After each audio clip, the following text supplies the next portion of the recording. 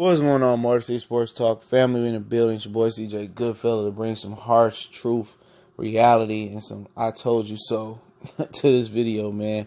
Hit the subscribe button, hit the bell icon button. I'm going to get on a slew of Detroit Pistons video or related or associated videos, man. Be one Lion collab video with a Piston video. So be on the lookout, man. Very active, and then later on, I hope to be able to hop on and I'll give you the stream of the week. We voted this week, and it is the Bears versus the Eagles. Excuse me. We're gonna be doing a live reaction, live stream, and basically, I told you so. Okay, this is what this video is about. Okay, man, or it's somewhat of about. That's kind of like secondary, but it's a lot of I told you so. If you go back and look at my videos in the off season, talking about the coaching search, I told you Dwayne Casey couldn't save this team. They should have went younger. They should have tore the team down. They should have went with a young, innovative coach. It's no knock on Dwayne Casey. I just didn't think a coach of his caliber should, pretty much be with a team that's probably going to have to rebuild.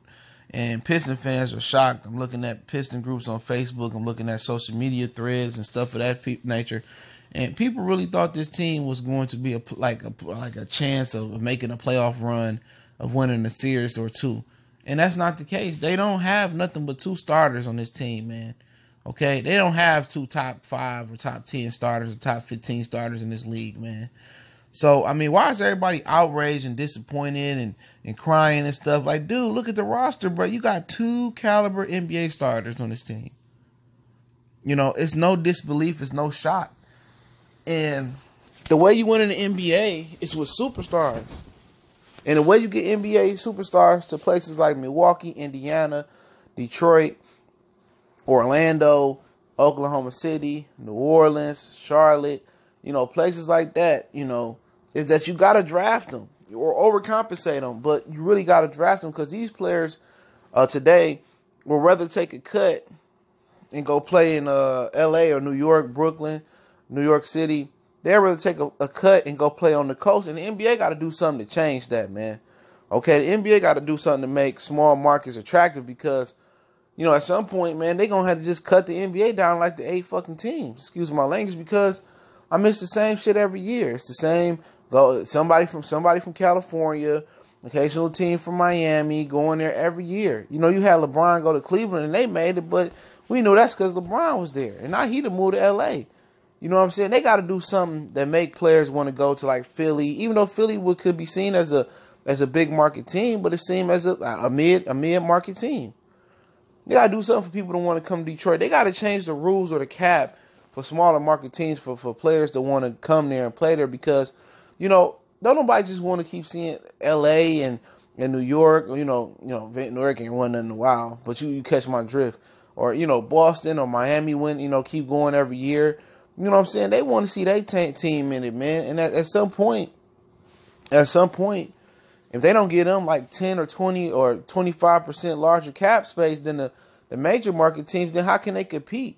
Why should the Oklahoma City Thunder or the Detroit Pistons or the Milwaukee Bucks fans keep going there paying their tax money for brand new arenas? Why should they keep going to these games, okay? And there ain't no hope they ever going to win a championship. Real talk. Because they playing on an uneven playing field, man. These guys want to play in L.A. and Miami and places of that nature, and that's cool. But shit, in the off season, you can go live wherever the hell you want to go live at. You can go live wherever you want to go live at. You on the road for 41 games a year.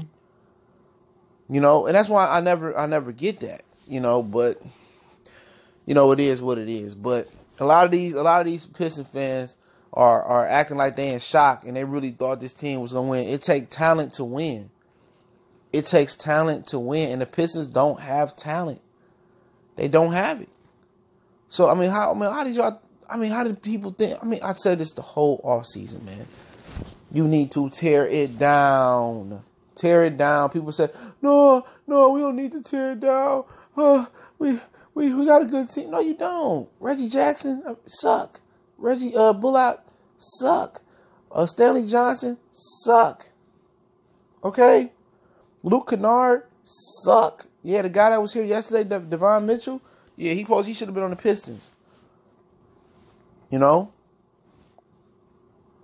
hey, You know, everybody gonna keep having hope. You can't win without talent in the NBA, man. You can't win in no sport without talent.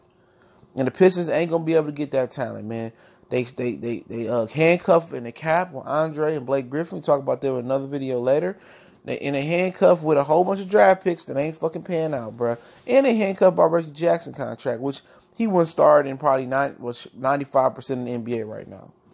Almost 100 if it wasn't for injuries to like John Wall, okay? He wouldn't start for nobody, okay? He might start for Phoenix and that'd be about it. You know, or he might start in Orlando over DJ Augustine. So it's a couple teams, but you know, the majority of NBA teams, Reggie Jackson will start on. The majority of NBA teams, Reggie Bullock will start on. The majority of NBA teams, Stanley Johnson will start on. The majority of NBA teams, Luke Kennard wouldn't start on. The majority of NBA teams, Bruce Brown wouldn't start on. Okay?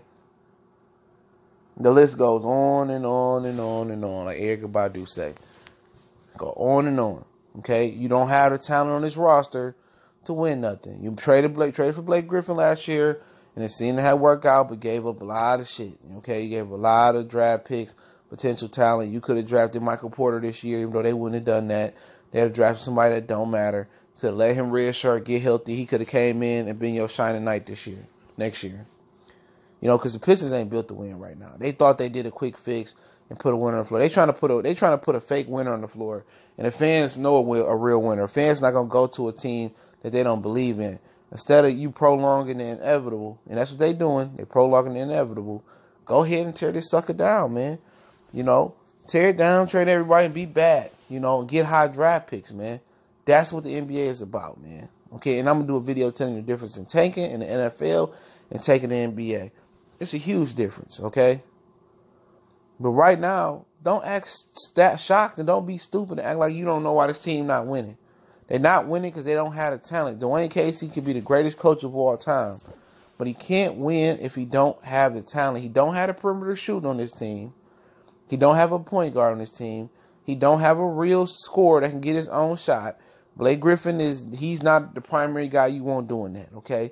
You want a real true wing that can do that. You want a Bradley Beal. You want a LeBron. You know, you want, you know, man, remember Boston had Paul Pierce, something like that. You want something like that somebody that could create their own shot. Victor Oladipo in Indiana. You want something like that.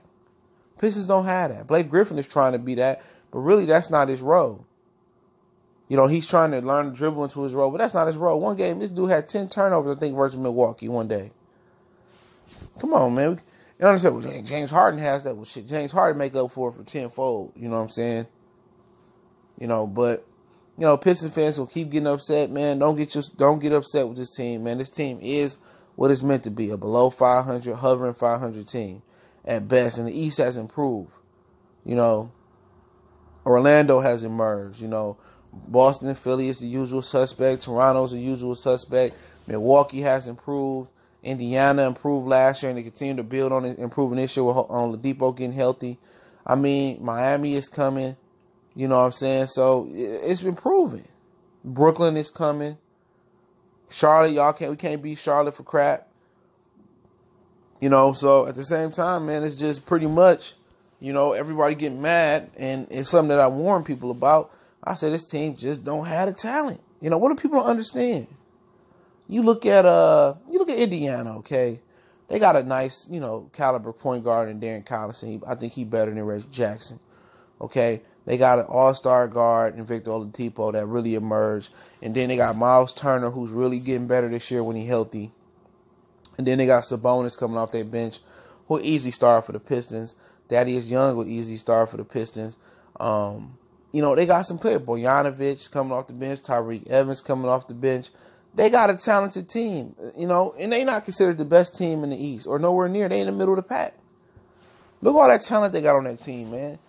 You know, they got multiple starters in this league, man, from Turner to Sabonis that could start to come off the bench, to Thaddeus Young that could start on some teams, Tyreke Evans that could start on some teams, Victor Oladipo that could start on some teams, Collison could run the point on some teams. You know, and that's what you're competing against. That's the lower class team that you're competing against, okay? You know, and the Pistons, you know, just don't have firepower. So don't get mad. Don't get upset and irate and act like you can't believe it. Yeah, you can believe it. Look at the team. You got 2 starters in this league, not 2 superstars.